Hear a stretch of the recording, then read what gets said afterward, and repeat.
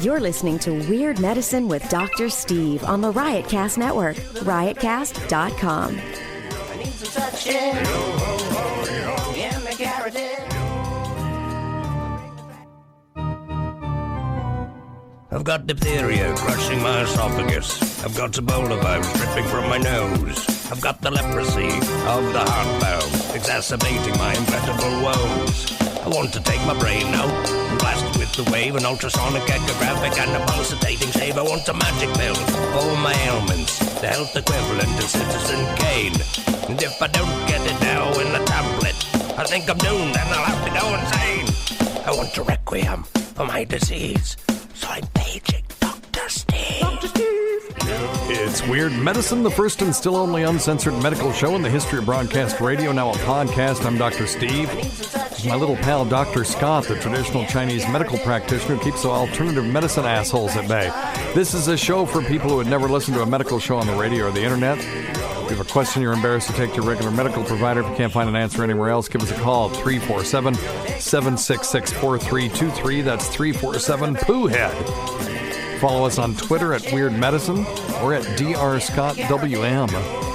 Visit our website at drsteve.com for podcast, medical news, and stuff you can buy, or go to our merchandise store at cafepress.com /Weird Medicine. You can buy a Bristol stool scale mug. You can rate your stools while you're sitting on the pod in the morning. It's awesome. Most importantly, we are not your medical providers. Take everything you hear with a grain of salt. Don't act on anything you hear on this show without talking it over with your doctor, nurse practitioner, physician assistant, pharmacist, chiropractor, acupuncturist, yoga master, physical therapist, clinical laboratory scientist, registered dietitian, or whatever. Very good. Well, please don't forget stuff.drsteve.com. That's stuff.drsteve.com for all your Amazon needs. You just go there and you can click right through to Amazon, or you can scroll down and see all the different products that we've talked about on the show, including iontophoresis devices for if you've got sweaty hands and pits and feet.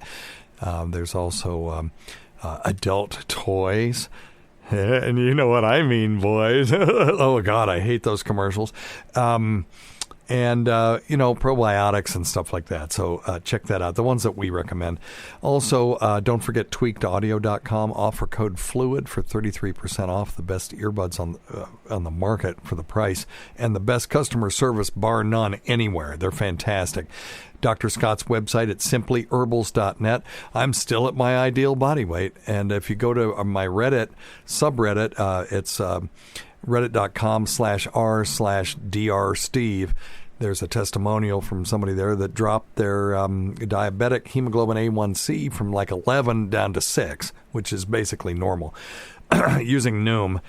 And that's what I use to drop my weight. And I can confirm Dr. Steve's rule of you drop 35 pounds, you gain an inch of meaty penile membership. Absolutely, I can confirm that. And I'll be willing to prove that to anybody who's interested. Go to Noom. I don't know how I would do that, but go to Noom.drsteve.com. That's Noom, Noom.drsteve.com. Get 2 free weeks and 20% off. It's cheaper. Well, I don't want to say cheaper. Less expensive than Weight Watchers. You only have to do it for 3 months. You can do it longer if you want to. I chose to do it for 9 months, and I may even get a year in. Just to keep my toe in it and stay sane. But anyway, check it out, Noom.drsteve.com. And then get $40 off Freshly. They deliver fresh prepared meals that make eating right super easy. You can use my link to get 6 dinners for $39 for 2 weeks. That's $20 off each week. And you can just quit if you don't like it. Give it a try. Let me know what you think. They're all gluten-free. You can sort it by calories. You can, if you don't eat pork, you can just eliminate those. It's really easy. They're coming out with new stuff all the time. It's not for everybody. I'm just lazy, and so 3 days a week I don't have to cook. So freshly.drsteve.com. And then if you're into sports betting, I just won a couple bucks on the All-Star game. Go to bet.drsteve.com. I don't know if you get anything for that, but it's Bet DSI. So it'll just take you there. And premium.drsteve.com. You can get all the archives of this stuff. And if you want all the archives for $30, you can go to drsteve.com and look around. And there's a link where you can order for $30 a thumb drive. It's a 32 gig thumb drive with every show up to the point where you ordered it. So all the Riotcast shows. Anyway. And okay, well, we appreciate you. Let's see what we've got today. Did we do the absurd story about smartphones causing kids to sprout horns? We did, didn't we? Yes, we did. Okay, so I'm going to delete. We did it on the... shit, you bastard. I just deleted it. Oh, yeah, we did it. Okay. Just tell me we did it. We did. All right. What's this one here? We did the one on HPV vaccination and how it is already showing a decrease in changes associated with cancer in women, like a huge percentage. That's wild. It's wild. Yeah. And it's wonderful. Now, remember, cervical cancer takes decades to really, you see a abnormality on your pap smear, and you ignore it, it may take 10 years before it becomes a problem. Mm-hmm. And it can be shorter for some, longer for others. But so we need maybe another decade. Mm-hmm. And now we're going to see on a population level, has this vaccine decreased the number of terminally ill cervical cancer patients? And if the answer is yes, that's the final nail in the coffin of that argument against this vaccine. Right now, where there's every indication that it is going to prevent all kinds of cases of cervical cancer in women who would have died otherwise. And it's not just cervical cancer. Right. Penile cancer. Right. Anal cancer. You don't want anal cancer. Can you imagine? No. You don't want it. No.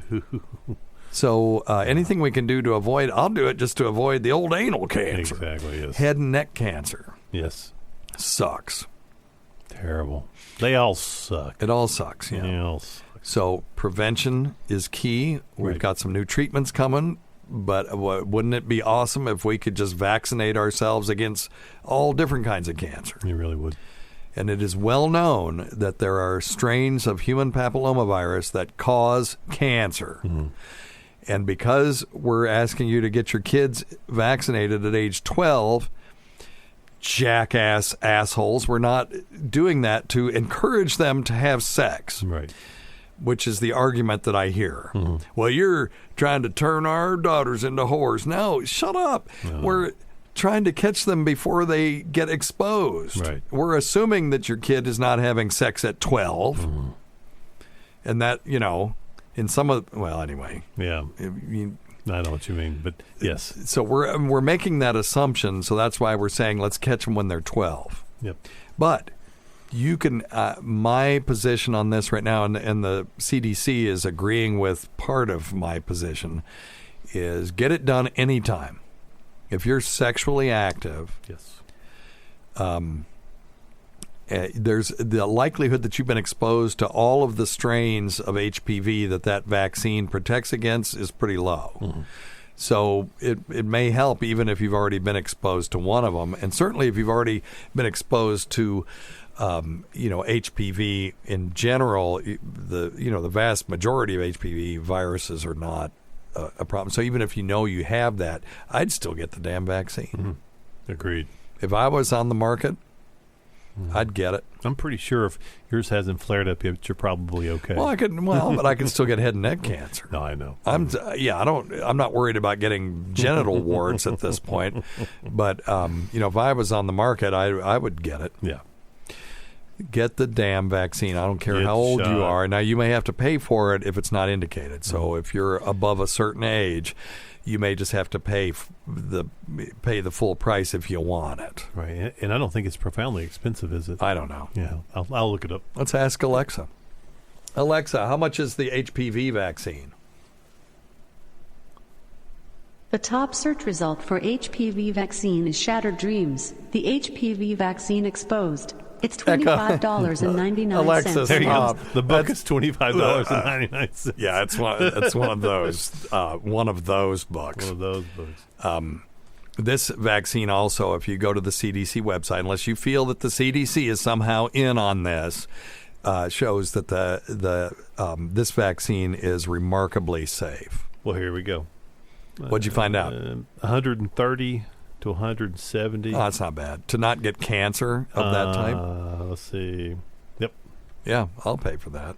Oh, wait, I'm sorry. For myself. But you have to have 3 shots. So it's a total of between $300 and $600. Okay. Total. Okay. But Still yeah. under $1,000 That's not bad. to not get penile cancer would not be bad. nice. Not bad. Yeah, the anal cancer, the idea of that bothers me more than the penile cancer. Mm-hmm.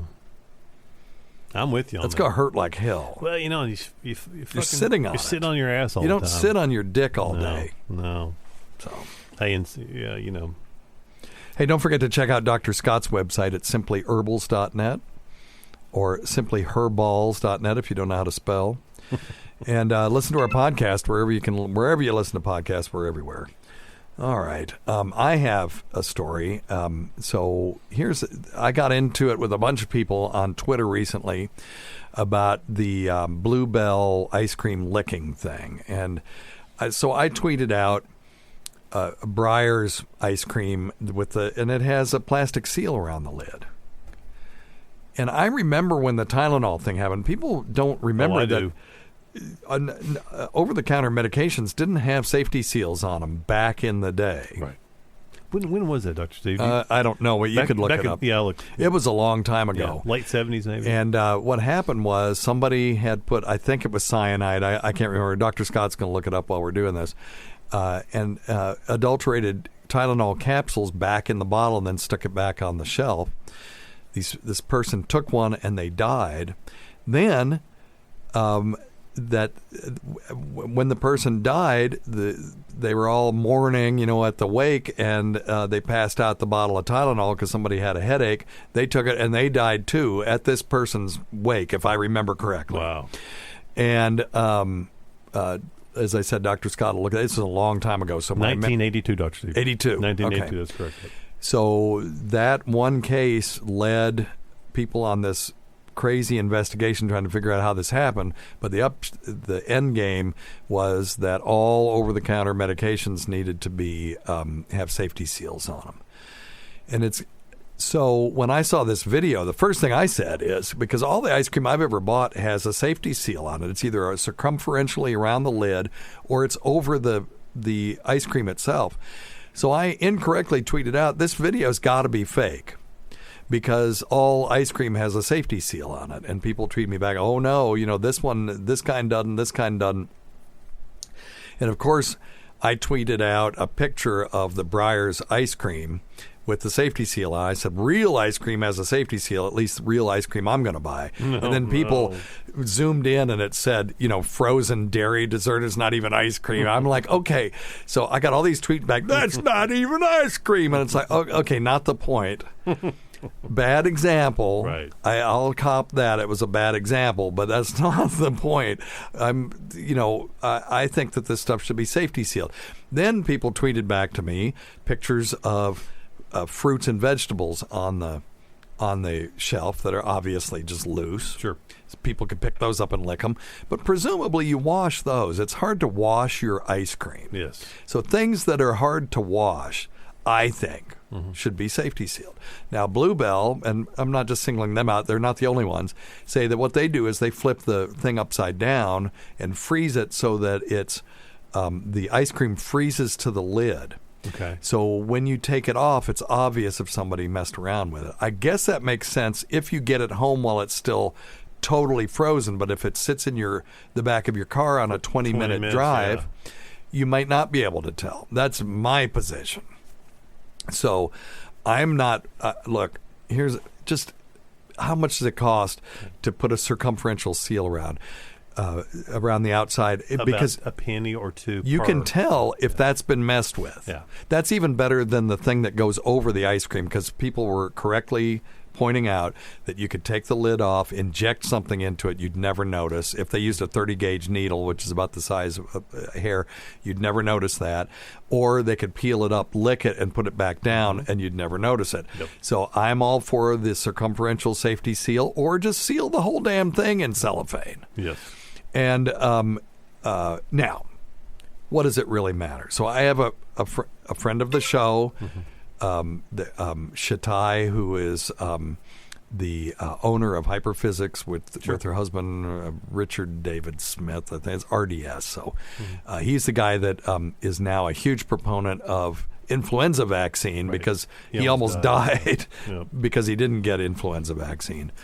And now he's our buddy on that. I can just sick people on him. And I just say, when they start at me with the influenza vaccine, I just say, bring this up to RDS, whatever his screen name is, or Hyperphysics. But anyway, she tweeted back to me, oh, would it be so... because they said, how bad is this? I said, it's just gross. And she tweeted back to me, would it be so gross if it was Kate Upton that did it? Mm-hmm. Somehow, I don't know if implying that...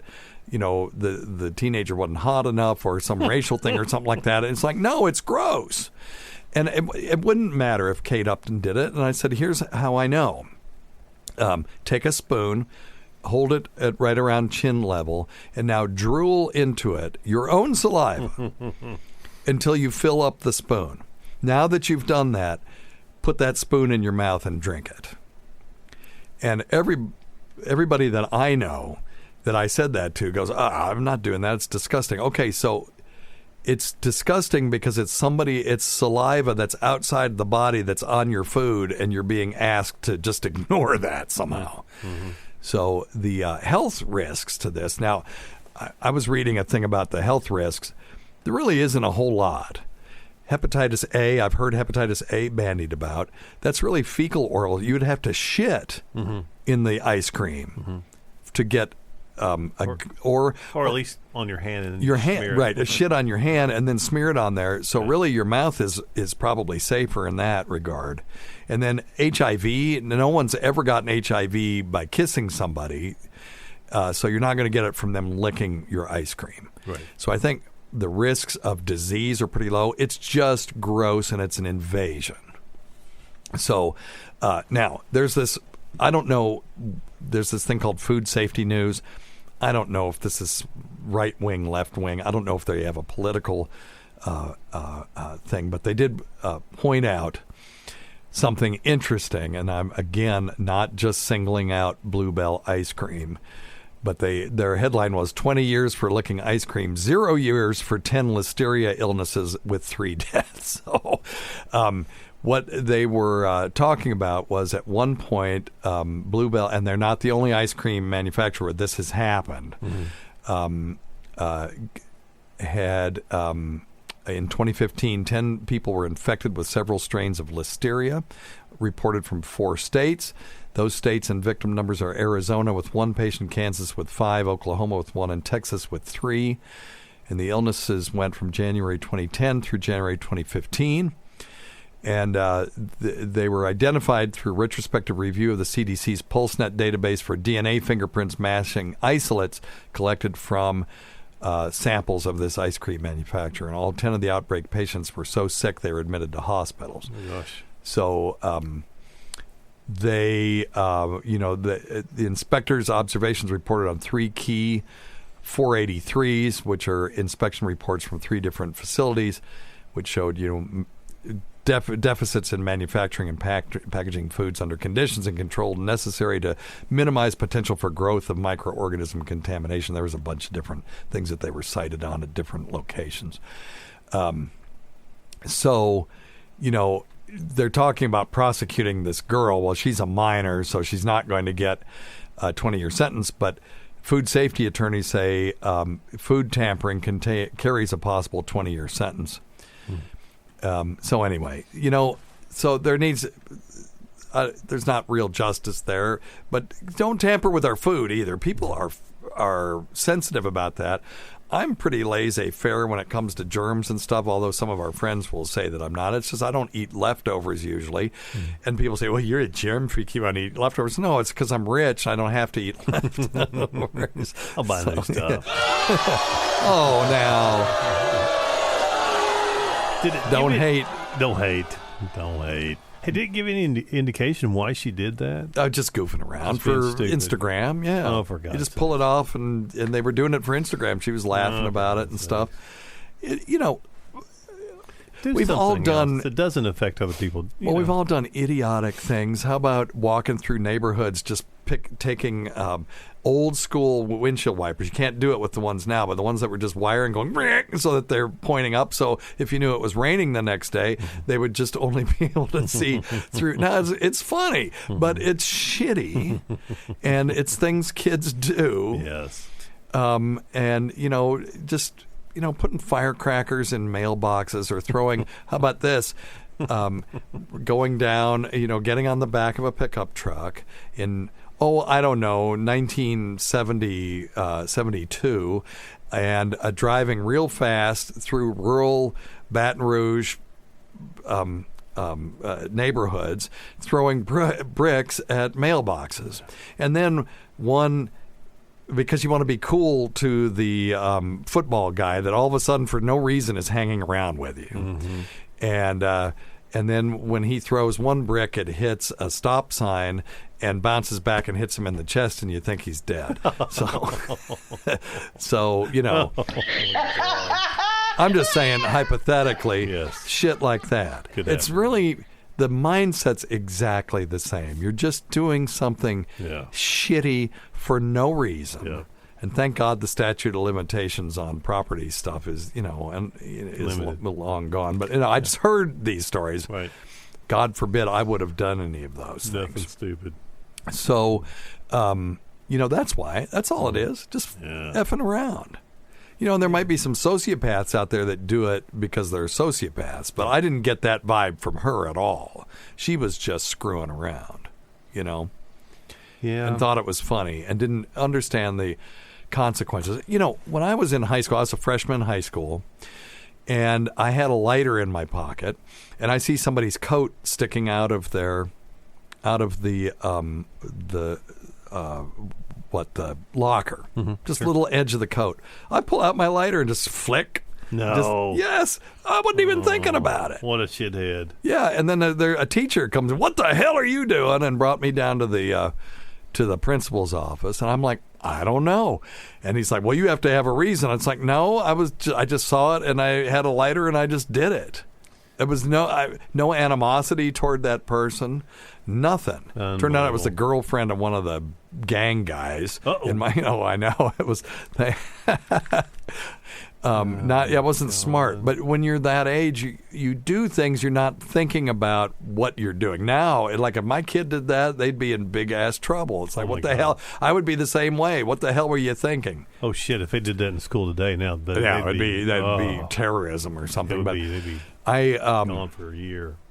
And the whole time I'd be totally going, dude, I totally get it. You were doing something you weren't thinking, but you can't do shit like that. I was just reading a little bit more on that Tylenol case, though. Yeah. Tell me about it. It cost the Tylenol company over $50 million. And that's probably what's back then. Okay, let's that's do 1982. Okay, so $50 million in 1982. How much is that today? Let me see. Okay, that would be. What? No, this isn't right. Hang on. Well, yeah, go ahead. Yeah, well, you did, but the $50 million, they had hundreds of copycatters after that. Yeah, I and that's remember why that, everything too. It was became terrifying. it was terrifying. It was like you're afraid to eat anything or drink anything. Okay, 50 million. Okay, I've got 5 million. God bless it. What's the answer? 130 million. Okay. Yeah. They're crazy. Hey, so the FBI never did figure out who did it. Isn't that something? Yeah, they didn't catch anybody? Nobody. Of all the copycats? None of it. Nobody. See, that's why they had to do this, because it's too easy. Yep. It remains one of the most mysterious cold cases in U.S. history. They never could figure out who did the Tylenol poisoning in. See, I thought they thought Ted Kaczynski did it. Oh, really? Well, they certainly never proved it. No. Hey, Dr. Steve, that one bottle, 5 other people died from that bottle, including the young lady, her brother. Yeah, and they all took Tylenol because they were crying and stuff, and they said, give me a Tylenol. Yeah, and the postman. The postman? Yeah, he all from the same bottle. Yep. Isn't that crazy? Oh, my goodness. Why did the postman? Yeah. Okay, so the FBI requested DNA samples from Ted Kaczynski in connection to the Tylenol murders. He denied ever having possessed potassium cyanide. Mm-hmm. Unbelievable. Wow. Mm-mm. Yeah. So I was going to tweet out, and I may by the time you get this, I opened up a thing. I bought this bottle of polish for my resin cabinet. What the fuck? Listen, I'm a bumbling idiot today, and I'll tell you why. I got very little sleep last night. Plus, I had to take my boards today. Oh. And just sit down, take your effing boards, and then try to do a radio show afterward. Nice. My brain is just scrambled. Totally scrambled. But so my countertops. It's like a polish and it had a safety seal on it. Yeah. It's like that has a safety seal on it, but my ice cream doesn't. Makes no sense. So ice cream manufacturers, totally fine. Yeah. We know shit's going to happen. Yes, of course. It's not your fault. Even the listeria thing, we get it. Mm-hmm. We have the safest food supply in the world in this country, but even then, stuff's going to happen. Mm-hmm. But we do the best we can. But it would be very simple. Just put a safety seal around. Freezing it to the lid isn't sufficient, in my opinion. No, that's my opinion. Agreed. And so anyway. Today's episode is brought to you by Angie. Angie has made it easier than ever to connect with skilled professionals to get all your jobs and projects done well. Let me tell you, there's the version of it where you try to do something at home, and then there's a version of it where you have someone help you, you watch them do it the right way, and you go, thank God I didn't try to do that myself. I have fully done things around the home that I think look good, and then a bang in the night, and I wake up to a shelf collapsing, a painting falling off the wall. I've seen it all go south. I own a home, and I can tell you, I know how much work it can take. Whether it's everyday maintenance and repairs or making dream projects a reality, it can be hard just to know where to start. But now all you need to do is Angie that and find a skilled local pro who will deliver the quality and expertise you need. Whatever your home project, big or small, indoor or outdoor, you can Angie that and connect with skilled professionals to get the project done well. Right now, one of my wish lists is I want a bike for my condo in Milwaukee, and I would love to rig it up on a pulley in the ceiling because I have one of those like lofted ceilings, but I'm so scared to try that on my own. Angie has 20 years of home experience, and they've combined it with new tools to simplify the whole process. Bring them your project online or with the Angie app. Answer a few questions and Angie can handle the rest from start to finish, or help you compare quotes from multiple pros and connect instantly, which means you can take care of any home project in just a few taps. Because when it comes to getting the most out of your home, you can do this when you Angie that. Download the free Angie mobile app today or visit Angie.com. That's ANGI.com. All right. Let me run this one by you. This one was pretty stunning. Diet and supplements may not really protect the heart. Mm-hmm. So we all often recommend dietary interventions like Mediterranean diet or salt intake and stuff like that, protecting heart health. I've been doing some of this myself, trying to be healthier with my diet. And this is from Medical News Today. Common knowledge has it that diet and lifestyle play an important role in supporting a person's physical health and overall well-being. Of course it does. Sure. We are what we eat. Yep. And this is why we advise our patients to modify their diets. In particular, dietary interventions can allegedly help individuals safeguard their cardiovascular health, preventing heart disease and strokes. Dietary guidelines for people in the United States advise that people adhere to healthful diets such as vegetarian diet or the Mediterranean diet. And we've talked on this show multiple times that they're not the be-all to end-all. If there was one diet, we would know it. Mm-hmm. And this study is kind of pointing us in that direction. That you can also mitigate risk with a ketogenic diet if it's done properly. Yeah. All of these things are, Dr. Scott's Pescatarian, the benefits of being a vegan have been outlined in the past. Sure. And then lots of dietary supplements. So they did a meta-analysis, isn't a perfect study.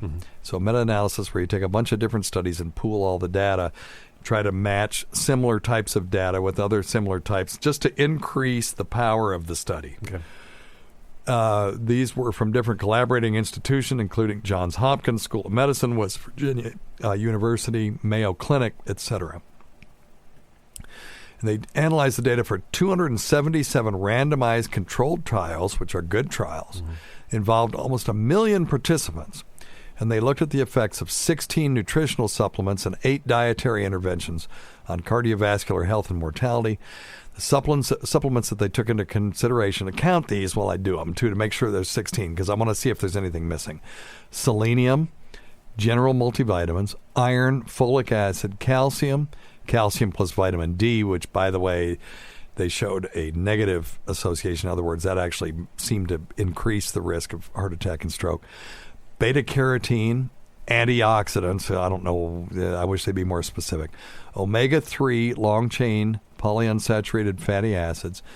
Oh, and then, vitamins A, B complex, B3, B6, C, D, and E. So, yeah, it's 16. I do not see CoQ10 in here unless that was in their group of antioxidants. And then they looked at dietary interventions, modified dietary fat, reduced salt in people with normal and high blood pressure, reduced saturated fat, the Mediterranean diet, reduced dietary fat, higher intake of omega-6 polyunsaturated fatty acids, and higher intake of omega-3 alpha-linoleic acid. See, at least I can pronounce everything today. That's been my problem recently. It gets so tongue-tied. You're doing well. They did find some of these interventions had a positive effect. For instance, eating less salt may reduce the risk of premature death in people with a normal blood pressure. That's an interesting finding. So we're talking primary prevention, in other words, preventing the first event in people who are otherwise normal, although only with moderate certainty. Okay, Right. so it's one of those, it looks pretty good, but maybe not. Moreover, they concluded that omega-3 long-chain polyunsaturated fatty acid, which you can get in a pill, protected against heart attack and coronary artery disease. And there was an association between folic acid intake and a slightly lower risk of stroke, but only with low certainty. That's fine with me. They got 1 million people. There was a little bit of a decrease. Hell, didn't going to chap my ass to take a folic acid with an omega-3. Let's bring it out tomorrow. Do you have the ability, Dr. Scott, to call your people who make your supplements and get us started on a folic acid with omega-3 tomorrow? Yeah. Let's do it. Yeah, we could do it. Because that I couldn't find. Yeah. You can find folic acid, you can find omega-3 long chains separate. Why not have one and say, here, this is based on this study? You know? It's not horse shit. Some of the stuff that's out there is horse shit, and I want to know what's really going to do something. I agree. At the same time, other supplements and interventions had no effect or they were downright harmful. So the researchers found that taking multivitamins, selenium, vitamin A, B6, vitamin C, vitamin D, vitamin E, all that shit did not significantly protect against cardiovascular problems and early death. They also noted that following a Mediterranean diet, but this is very interesting, were not beneficial. Increasing the quantity of dietary omega-3 and omega-6 were not beneficial either. So what do we do with this? We have other information that says the Mediterranean diet was helpful. So what we need are for our little thing with the omega-6, or was it omega-3? The omega-3 and the folic acid. Now we need a double-blind placebo-controlled study that we need to follow people over a period of 5 to 10 years. It's going to be a hard study to do. That's why they do these meta-analyses, because it's hard to get people long-term enough to really show an effect. Right. But that would be something that would give you enough evidence to make it standard of care. People who took calcium and vitamin D supplements together actually had a higher risk of experiencing stroke, although only with moderate certainty. Now, who takes calcium with vitamin D?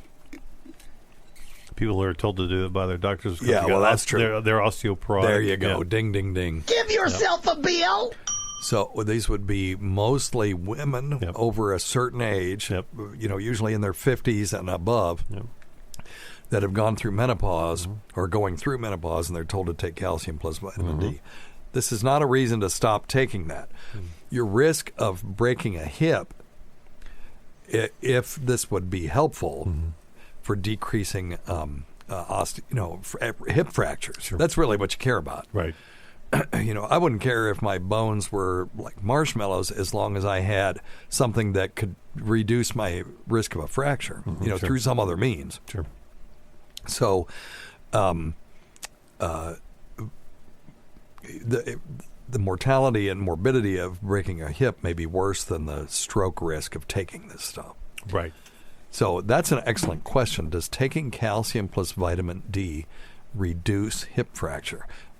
Why don't you look that up while I ask Alexa? Sure. Alexa, does calcium plus vitamin D reduce hip fracture? Let's ask her and see if she knows. Yeah, there you go.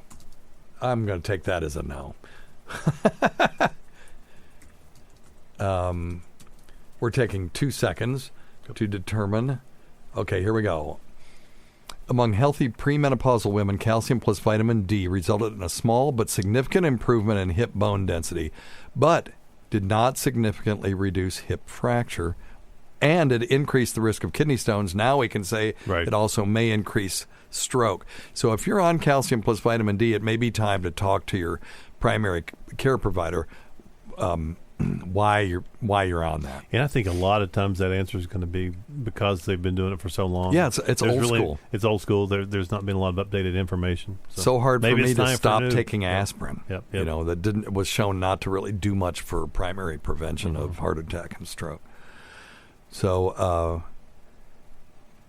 this is from the New England Journal of Medicine. It's cited 1,077 times, has 37 references.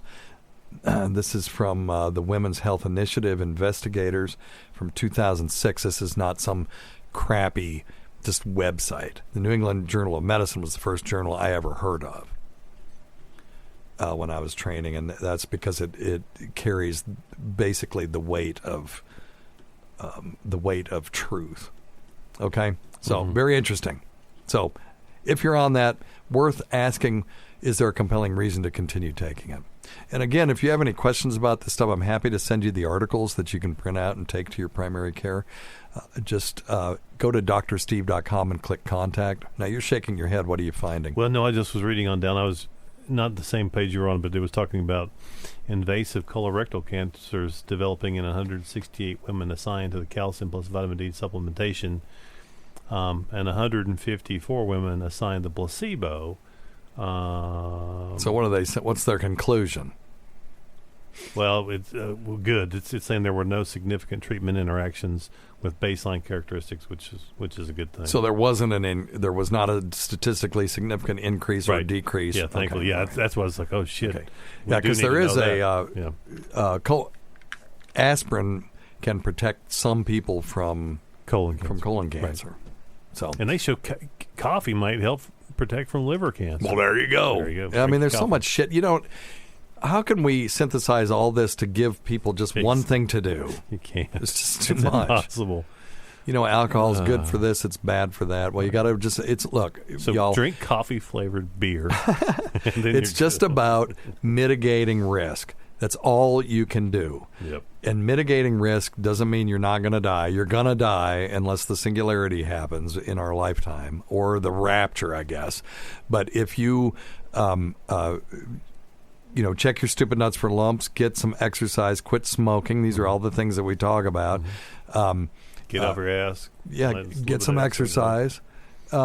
And eat a decent diet. You're mitigating your risk to the ability that you can. That's really kind of what we can do. Mm-hmm. And then the rest of this are details that will affect a small percentage of people. Mm-hmm. The outliers. You've got this bell curve, and you can move yourself a little farther along the bell curve. But when you get to the end of that bell curve, big changes are still just incremental decreases in your risk. Because at some point, you're going to get heart attack or you're going to get cancer. Those are the main two things that they take us out of this world, and then there's other weird things that can happen too. But those are the two biggies: some cardiovascular event or some malignant event. And we're working on that stuff. But even then, when we have a generalizable treatment for cancer, people are still going to die. Right. Yeah. Just remember, my rule for living is, we're here for a good time, not a long time. There you go. And then my other rule for living is... I love to masturbate. Yeah. I love to I'll have to incorporate that. Oh, yeah. All right. Okay, let's take some voicemails. Number one thing, don't take advice from some asshole on the radio. All right. I will not. Okay, where'd you go? Oh, shoot. Okay. We've had some weird noises on this line, so I've... Hey, Dr. Steve, it's Corey. Got a question for you for the podcast. Oh, well, okay. I've always sweated a lot in my life, like everywhere, like my head, my shoulders, my face, hot, cold, summer, winter. I haven't been that big of a guy. I've kind of, husky my whole life, but I've gained a lot of weight the last few years just driving all the time for work. Is there anything I could do to control that sweating? Love to hear an answer from you and love the show. Talk to you later. Hey, thanks, man. Yeah, we talked a couple of episodes back about dingo dust. It's good for when you're sweating on your balls and stuff like that. You can buy it at Amazon. It's powdered antiperspirant. You can put it other places. I do know people that have used it on their forehead and stuff like that. Use these things as directed. I can't recommend that you use it in a way that's not directed, but so that's good for spot treatment. But when you sweat all over, that's another thing altogether. You can go to stuff.drsteve.com and just scroll down, and you can see things for if you have sweaty hands. Called palmar hyperhidrosis. There's an iontophoresis machine that you can stick your hands in, and it just passes a current through those sweat glands and just shuts them down. And you may sweat somewhere else, but you won't have, if you're on a job interview and you're just sopping wet and you shake somebody, potential employer's hand, that's going to affect things.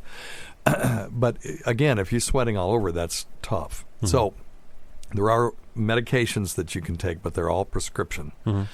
One of them is a blood pressure medicine. It's an alpha blocker called Hitrin, and they've used it off-label for people with generalized hyperhidrosis. There's another one called glycopyrrolate, which is a peripherally acting anticholinergic medication. So what I like about it is it doesn't affect the central nervous system like Benadryl does. Benadryl makes you sleepy. If you take it every day, day in and day out, it may increase your risk of dementia. And if you prostate issues. And prostate stuff. It won't cause the prostate stuff, but if you have prostate issues, it can cause problems. Yeah, and can increase things like restless legs and stuff like that. But glycopyrrolate doesn't do that. It affects the periphery. It doesn't cross the blood-brain barrier, so it's a good one for that. And, but you got to talk to somebody. Yes. A savvy primary care person can help you, or a dermatologist can help you. May I interject? Yes, of course. Yeah, please because do. that number one medication you mentioned was the alpha blocker. Those alpha blockers can tend to have a lot of side effects that are not absolutely true. Potentially good side effects. But find some. First of all, make sure you're medically clear and healthy, and then find somebody like me that's got a degree. Find somebody like you, with herbal a man medicine. bun? Man bun and a fancy 7-foot-tall freak with a man bun. Find something like that. Hey, but find somebody that practices Oriental medicine that is actually an expert in herbal medicines, because in Chinese medicine, what we would do is we would diagnose this guy with one of two things. It's either an excess heat or a deficient yin, which is really the air conditioning side of your body. Okay. And we would give you one of two. That makes sense. Yeah, seriously. You either got too much heat or too little cooling. Very similar to the way we treat females with perimenopausal hot flashes. Yeah? Very similar. Yeah, we'd give him something. So what would you give him if you were... Is it like Wang Chung or something like that? Honestly, if he had too much, we call it yang. It's a yang fire, which just sounds like it's much more typical in a male. We have so much more of the heat. I would give him something like, it's a Jiawei Xiaoyaosan. It's an old Chinese formula just to cool the body and to drain. What's actually in it? One of the things you're Western enough. Well, one of the things is actually oyster shells is one of the things. It's a mineral. Helps to drain. It's a very cooling herb. I would think oyster shells would just be calcium. What else It is in calcium, there? but it helps to But drain. there's other stuff in there too as well. Yeah, it's there's a whole lot of different formulas that we could potentially give him, but that's what I would do. If he's otherwise healthy male, then I would give him something to drain that fire. If he's a trucker, if he's ever driving through here, I'll pay for him to come see you, and I want to try to see if Wang Chung or whatever this stuff is actually helps. What is it called again? Got it. Jiawei Xiaosan. Wow, Jiawei Xiaosan. I have, on our Simply Herbal's website, the Stress Less is a very similar formula. Oh, here he goes. No, this is the truth. It's selling stuff. No, I'm not selling. I'm just saying it's a very similar formula. Yeah. Well, you're not giving it away either. No, I'm not giving anything away. Hey, knowledge, maybe. There you go. Yeah, but okay, interesting. Yeah. So if he has any questions, he can email us. Yeah. Sure. Go to drsteve.com and click contact. If it's for Dr. Scott, I'll forward it to him. Yep. He'll always email you back. He's pretty good about that. All right. There you go. So I don't know what this one is. Hey, can you guys Jesus. mention and tell me what's the best type of HCG, human chorionic gonadotropin? There is no such thing as bioidentical HCG, so is it the same if it's compounded or if you buy it from just a regular pharmacy, not a compounding pharmacy? Sometimes doctors want to write it compounded and... Yeah, no, I get it. Mm-hmm. So HCG is human chorionic gonadotropin. It's an analog of progestin. It's a hormone that supports the normal development of an egg in a woman's ovary. That's what it's for. It stimulates the release of the egg during ovulation, and you can use it to cause ovulation and to treat infertility in women, but you can also use it to increase sperm count in men. So the question is, what do you want to do with it? Mm-hmm. If you want to use it for weight loss, I got to be honest with you, those HCG diets, and I mean, I'm a medical director for a weight loss clinic, mm-hmm. and we've done some pretty extensive research on the HCG thing. What they were doing is putting people on a 600 calories a day diet and then giving them a shot of HCG. Well, you could just hand somebody, and look, I'm not saying anything about anybody's practice. Mm-hmm. Do whatever, but if you just hand somebody this diet and say, go do it, you can only charge them once. But if you can get them to come back every week for a shot of HCG and charge them for the shot in the office visit, it's a different thing. I'm not saying it was all financially motivated, because I think that some of those people were honest in their interpretation of some of the information that they were being given. So look, I don't ever want to, it's whatever. Yep. But you need just go research it yourself.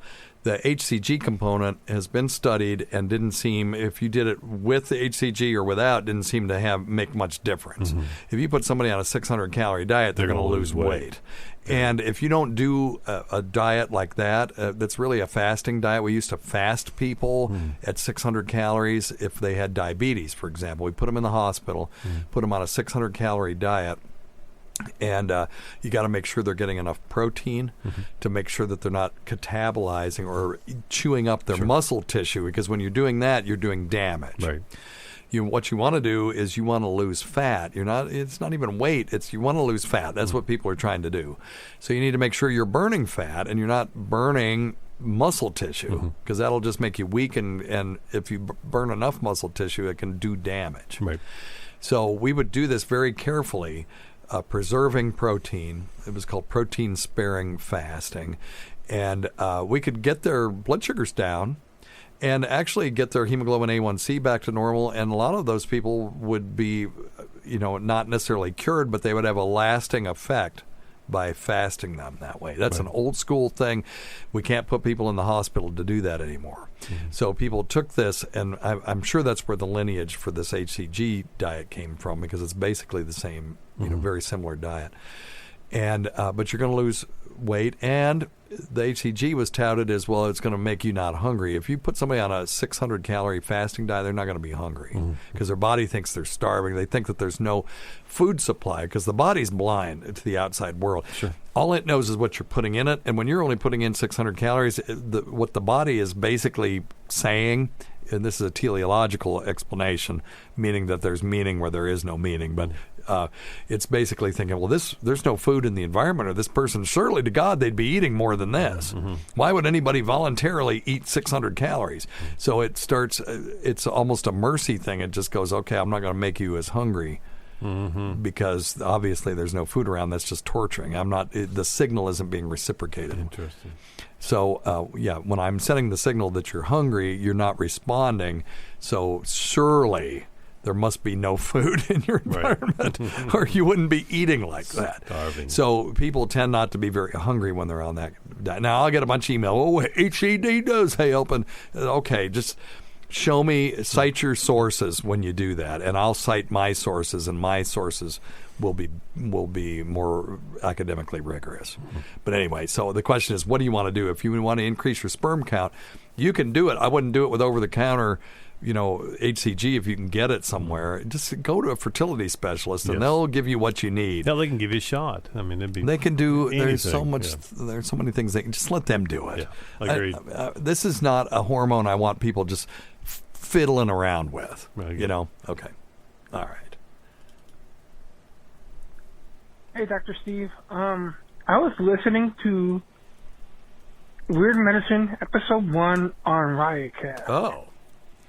And you told a story about how Anthony Cumia was in the studio with Melinda when you and John did the first show ever live in the studio up there on Saturday night. And you said, it was a great feeling until 30 seconds after you left the studio, some shit went down. Yeah. You didn't say what it was, and you said, maybe one day I will tell it. Sure. That was 364 episodes ago. Yep. I would like to know what happened. Okay, I can tell you what happened. I only got 5 minutes, so I don't know if I've got enough time. If I can't finish this today, we'll bring this up again. But leave me a note that we need to do this. Episode 1. So, I remember when I was married to my previous wife, and she had 2 little kids, and I was raising them, and we were living in Vermont. And I remember one day they caught a moth, and they wanted to keep it. Well, moths, they lay eggs, and, they get in your clothes and eat your clothes, and so I didn't want a moth in the house. So we talked to them and said, well, that moth has a mommy and daddy, and it needs to, fly and get back to its mommy and daddy, and, you want it to be free and all this kind of stuff. And we kind of built this whole thing up, and they were like, yeah, and they're 4, so they're thinking, we're really going to do a good thing. So they're holding it in their hand, and we open up the door, and they're like, be free, moth, be free. And they let the moth go, and you know how moths kind of flutter around, and it fluttered around, and the dog was right there just like that and just ate it. So they were like, yay! Oh. Same thing with my kid. He caught a fish one day, and he didn't want anything to die. So if we fish, it's always catch and release, and the thing swallowed the hook. Oh, shit. And so I'm down in there trying to get this thing out, and it was a struggle, but I got it out, and we threw it back in. Motion detected at the front door. Okay, thank you, Alexa. We threw the thing in, and it's kind of laid on its side, and then it starts wiggling, and it starts righting itself, and we're like, come on, fish, and it gets just ready to take off, and we're like, yay, and then this seagull goes, and just grabs it, and flies off with it, and my kid was like, yay, it's the same thing. This was exactly the same thing. We finished the very first Weird Medicine October 12th, 2005, and we did 90 minutes. The phone lines were packed. We were having so much fun.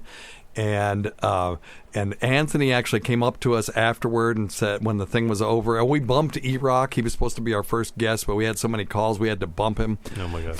Anthony was there. I was nervous that he was there because I was sitting in his chair. And he came up after it and said, now, this is a guy, at the time, they were like radio gods to us, right? And there was Howard Stern and Opie and Anthony. And I was sitting in their chair doing a show, and I was so nervous because they decided they were going to stay. And he comes up and says, that was the best first show I've ever heard. And we were at 11. Sure. And we walk out of the studio, and there is Melinda yelling at this friend of mine that I had brought up there, screaming at him, calling him motherfucker, or you motherfucker, what the fuck, and all this stuff. Well, it turns out, I didn't know any of this, that he was just a guy I was corresponding with. He was the guy that had Opie and Anthony.net, and apparently there had been a rift, and they were, this was the beginning of sort of the whack pack chewing on itself, and we're fucking with them. Mm-hmm. And Anthony had, even on the air, had said, I'm going to sue these guys. Mm-hmm. Well, if I knew about it, it kind of flew over my head. I didn't think anything about it. He was an actual friend. Mm-hmm. And so, she was like, did you tell him he could be up here? And I'm like, yeah. And then she's like, this motherfucker and all this stuff. And Melinda was, I really liked her. Mm-hmm. You didn't want to be on her bad side, though. Mm-hmm. I mean, I don't think I'm saying anything out of school. I think she would agree with that. And she was right in his face, doing this thing with the hands and all this stuff, and he was just backing up. And then there was this big giant guy, and I don't know who he was. I remember him. He had a beard, and he was just a big bearish dude. And he was like, dude, you ought to just get out of here. So he's backing up. The elevator's open, and I'm just like, well, I'll see you later. And just the elevator closed. And I'm like, I brought this guy here. I mean, he was my friend, but to them, he's a motherfucker. Oh, wow. So I was like, and it was just like, I'm letting the moth go free. Yay! Oh. So we came out at a 10, an 11, and I was at a 2 at that point. Now, we quickly got over it. Yes. We quickly got over it and went out and partied, and I bought everybody drinks, and everything was fine. But, oh, my God, that was, John and I were just looking at each other like, how could this turn around so fast? It's the yin and the yang. Yeah, I got another story like that a different time that we did Weird Medicine, where the end of it was, to me, even worse, because there was no destroying us, but this other one almost destroyed me. I almost quit doing radio, but we're out of time for that. Go to our website at drsteve.com for schedules and podcasts and other crap. We can't forget Rob Sprance, Bob Kelly, Greg Hughes, Anthony Cumia, Jim Norton, Travis Teff, Lewis Johnson, Paul Ovcharsky, Eric Nagel, Roland Campos, Sam Roberts, Pat Duffy, Dennis Falcone, Ron Bennington, and Fez Watley, whose early support of the show has never gone unappreciated. Listen to our SiriusXM show on the Faction Talk channel, SiriusXM channel 103, Saturdays at 8 p.m. Eastern, Sunday at 5 p.m. Eastern, on demand, and other times at Jim McClure's pleasure. Many thanks to our listeners whose voicemail and topic ideas make this job very easy. Go to our website at drsteve.com for schedules and podcasts and other crap. Until next time, check your stupid nuts for lumps, quit smoking, get off your asses, and get some exercise. We'll see you in 1 week for the next edition of Weird Medicine.